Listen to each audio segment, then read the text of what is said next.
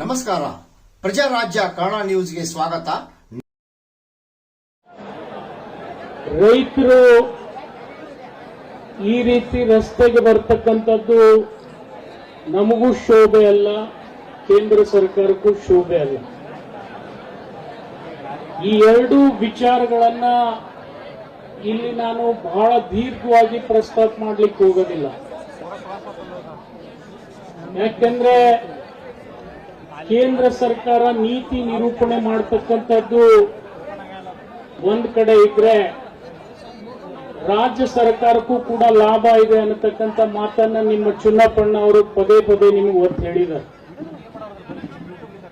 ಈ ಸಂದರ್ಭದಲ್ಲಿ ಈ ವ್ಯವಸ್ಥೆ ನಿರ್ವಹಣೆ ಮಾಡತಕ್ಕಂಥ ಸಂದರ್ಭದಲ್ಲಿ ಏನಾಗ್ತದೆ, ರಾಜ್ಯದ ಸಕ್ಕರೆ ಸಚಿವ ನಾನು ಇರಬಹುದು, ಆದ್ರೆ ಜಿಲ್ಲಾ ಉಸ್ತುವಾರಿ ಸಚಿವರು ಇರ್ತಾರೆ, ಜಿಲ್ಲಾಧಿಕಾರಿಗಳಿರ್ತಾರೆ, ಅವ್ರ ಮೇಲೆ ಅವಲಂಬಿತರಾಗಿ ನಾನು ಕೆಲಸ ಮಾಡಬೇಕಾಗ್ತದೆ.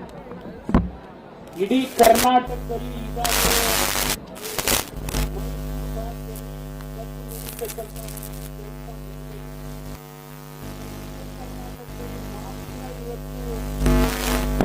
ಮೂರು ಕಾರ್ಖಾನೆಗಳು ಕಬ್ಬು ನುರಿಸಬೇಕಾಗಿದೆ. ಈ ಸಂದರ್ಭದಲ್ಲಿ ಎಲ್ಲ ಜಿಲ್ಲೆಗಳಲ್ಲಿ ಕಾರ್ಖಾನೆ ನುರಿಸಬೇಕಂತಕ್ಕಂಥ ಸಂದರ್ಭದಲ್ಲಿ ರೈತರು ದರ ನಿಗದಿ ಆಗ್ತಕ್ಕಂಥ ವಿಚಾರದಲ್ಲಿ ಸ್ವಲ್ಪ ಅವರ ಅನಿಸಿಕೆಯನ್ನ ವ್ಯಕ್ತಪಡಿಸಿದ್ದಾರೆ. ಆ ಅನಿಸಿಕೆಗೆ ಅನುಗುಣವಾಗಿ ಕೇಂದ್ರ ಸರ್ಕಾರ ಆಗಲಿ ರಾಜ್ಯ ಸರ್ಕಾರ ಆಗಲಿ ಜವಾಬ್ದಾರಿಯನ್ನ ನಿರ್ವಹಣೆ ಮಾಡಬೇಕು. ಇದರಲ್ಲಿ ನಾನು ಪ್ರಾಂಜಲ ಮನಸ್ಸಿನಿಂದ ತಮಗೆ ಹೇಳ್ತೀನಿ, ಯಾವುದೇ ಬೇಕಾದ್ರೆ ರಾಜಕಾರಣ ಮಾಡಂದ್ರೆ ಮಾಡ್ತೀನಿ, ಬಿಡು ಅಂದ್ರೆ ಬಿಡ್ತೀನಿ, ಆದ್ರೆ ರೈತರ ವಿಚಾರದಲ್ಲಿ ಎಂದೂ ನಾನು ರಾಜಕಾರಣ ಮಾಡೋದಿಲ್ಲ ಅಂತ ಹೇಳಿ ನಿಮಗೆ ಪ್ರಮಾಣ ಮಾಡಿ ಹೇಳ್ತಿದ್ದೀನಿ. ಈ ಮಾತು ಯಾಕೆ ನಾನು ನಿಮಗೆ ಹೇಳ್ತಾ ಇದ್ದೀನಿ ಅಂದ್ರೆ, ಎಲ್ಲ ಕಾರ್ಖಾನೆ ಮಾಲೀಕರನ್ನ ಮನವೊಲಿಸಿ ನಿಮಗ್ ಲಾಭ ಆಗ್ಬೇಕು, ತದನಂತರ ಉಳಿದ್ರೆ ಅವ್ರಿಗೆ ಲಾಭ ಆಗಲಿ. ಆದ್ರೆ ಇವತ್ತು ಈ ಜಿಲ್ಲೆಯಲ್ಲಿ ನಾನು ಜಿಲ್ಲಾ ಪೊಲೀಸ್ ವರಿಷ್ಠಾಧಿಕಾರಿ ಇರ್ಬೋದು, ಜಿಲ್ಲಾಧಿಕಾರಿಗಳಿರ್ಬೋದು, ಜಿಲ್ಲಾ ಉಸ್ತುವಾರಿ ಸಚಿವರು ಇರ್ಬೋದು, ಅವರು ಮೂವರು ಸಮಾಲೋಚನೆ ಮಾಡಿ ಒಂದು ಹಂತಕ್ಕೆ ನಿಮ್ಮ ಮಲವನ್ನು ಪ್ರಯತ್ನ ಮಾಡಿದ್ದಾರೆ. ಆದ್ರೆ ನಿಮ್ಮ ಅವ್ರ ಮಧ್ಯೆ ಸ್ವಲ್ಪ ಭಿನ್ನಾಭಿಪ್ರಾಯ ಇದೆ. ₹200 ಭಿನ್ನಾಭಿಪ್ರಾಯ ಇದೆ. ಆ ₹200 ಭಿನ್ನಾಭಿಪ್ರಾಯ ಬಗೆಹರಿಬೇಕಾದ್ರೆ ನಿಮ್ ಸಹಕಾರ ಬಹಳ ಅವಶ್ಯ ಇದೆ.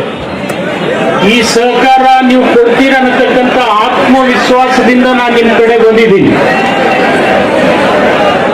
ಎಲ್ಲ ನಿಮ್ ನಾಯಕರಲ್ಲಿ ನಾನು ವಿನಂತಿ ಮಾಡ್ಕೊಳ್ತೀನಿ, ಇವತ್ತು ರೈತನ ಕಬ್ಬು ಬೆಳೆದು ಕೆಲವೊಬ್ಬರದು 12 ತಿಂಗಳಾಗಿದೆ, ಕೆಲವೊಬ್ಬರದು 13 ತಿಂಗಳಾಗಿದೆ, ಕೆಲವೊಬ್ಬರದು 14 ತಿಂಗಳು. ಈ ಎಲ್ಲ ಕಬ್ಬು ನುರಿಸಬೇಕಾದಂತ ಜವಾಬ್ದಾರಿ ಕೂಡ ಸರ್ಕಾರ. ಆ ಸಂದರ್ಭದಲ್ಲಿ ನಿಮ್ಮ ತಾಳ್ಮೆಯನ್ನ ನಾವು ಪರೀಕ್ಷೆ ಮಾಡ್ಲಿಕ್ಕೆ ಹೋಗೋದಿಲ್ಲ. ಇವತ್ತೇನಾಗಿದೆ ಅಂದ್ರೆ, ನೀವು ಮಾಡ್ತಕ್ಕಂಥ ಹೋರಾಟದಿಂದ ಇಡೀ ರಾಜ್ಯದಲ್ಲಿ ಕಾರ್ಖಾನೆಗಳನ್ನ ಬಂದು ಇರತಕ್ಕಂಥ ಶಕ್ತಿ ನೀವು ಬೆಳಗಾವಿ ಜಿಲ್ಲೆಯವರು ಸೃಷ್ಟಿ ಮಾಡಿದ್ದೀರಿ ಅಂದ್ರೆ ಅದು ತಪ್ಪಾಗಲಿಕ್ಕಿಲ್ಲ ಅಂತೇಳಿ ಅಣ್ಣ ಬಸವಣ್ಣನವರ ನಂತರದಲ್ಲಿ ನೆನೆದು ನಮ್ಮ ನಿಮ್ಮೆಲ್ಲರ ಆರಾಧ್ಯ ದೇವರಾದಂತ ಮುಗೋಟೂರ್ ಅಪ್ಪ ಅವರ ಪಾದಾರಗಳಲ್ಲಿ ಶಿರ್ಸಾಷ್ಟಾಂಗ ನಮಸ್ಕಾರಗಳನ್ನು ಸಲ್ಲಿಸಿ, ಅವ್ರ ಜೊತೆ ಇರ್ತಕ್ಕಂಥ ಎಲ್ಲ ಹರಗುರು ಚರಮೂರ್ತಿಗಳ ಪಾದಾರಗಳಲ್ಲಿ ಪಡಮಟ್ಟು ನನ್ನ ಶಾಸಕ ಮಿತ್ರರಾದಂಥ ಮಹೇಶ್ ಅವರೇ, ಜೊತೆಗೆ ಈ ಹೋರಾಟಕ್ಕೆ ಇಂಥ ಒಂದು ಶಕ್ತಿ ತುಂಬಿ ರಾಜ್ಯ ಮತ್ತು ಕೇಂದ್ರ ಸರ್ಕಾರದ ಕಣ್ ತೆಗೆಸಿರ್ತಕ್ಕಂಥ ಶಶಿಕಾಂತ್ ಗುರೂಜಿಗಳ ಪಾದಾರಗಳಲ್ಲಿ ಪಡಮಟ್ಟು, ಜೊತೆಗೆ ಈ ಹೋರಾಟಕ್ಕೆ ಭೀಮಬಲ ತಂದುಕೊಂಡಿರ್ತಕ್ಕಂಥ ರೈತ ಪರ ಚಿಂತಕರು, ರೈತ ಪರ ಹೋರಾಟಗಾರರಂತ ಚುನ್ನಪ್ಪಣ್ಣ ಪೂಜಾರಿ ಅವರ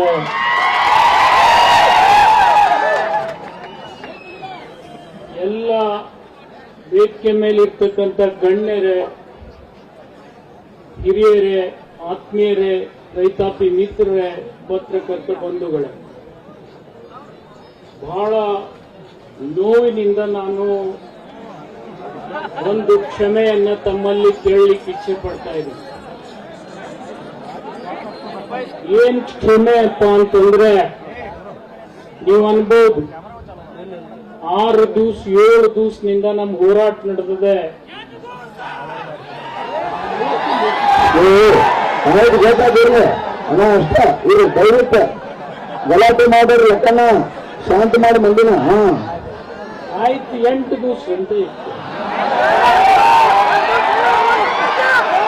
ಆಯ್ತಪ್ಪ ಅಷ್ಟಕ್ಕಷ್ಟು ಹೋರಾಟ ಸ್ವಲ್ಪ 8 ದಿವಸ ನಡೀಲಾರ್ದಾಗೆ ನೋಡ್ಕೊಳ್ಬೇಕಾದಂತ ಕರ್ತವ್ಯ ರಾಜ್ಯ ಸರ್ಕಾರದ್ದು, ಕೇಂದ್ರ ಸರ್ಕಾರ. ಈ ಎರಡೂ ಸರ್ಕಾರಗಳ ವಿಚಾರ ವಿನಿಮಯದ ಮಧ್ಯದಲ್ಲಿ ನಾವು ಹೇಳ್ತೀವಿ, ಗಂಡ ಹೆಂಡತಿ ನಡು ಕೂಸು ಬಡುವಾಯ್ತು ಅಂತ. ನಮ್ಮ ಕೇಂದ್ರ ಸರ್ಕಾರದ ಸಂಘರ್ಷದ ಮಧ್ಯೆ ರೈತರಿಗೆ ಏನು ಅನಾನುಕೂಲ ಆಗಿದೆ ಅದಕ್ಕೆ ನಾನು ಕ್ಷಮೆಯನ್ನ ಕೋರ್ತಾ ಇದ್ದೀನಿ ಮೊದಲನೇದಾಗಿ.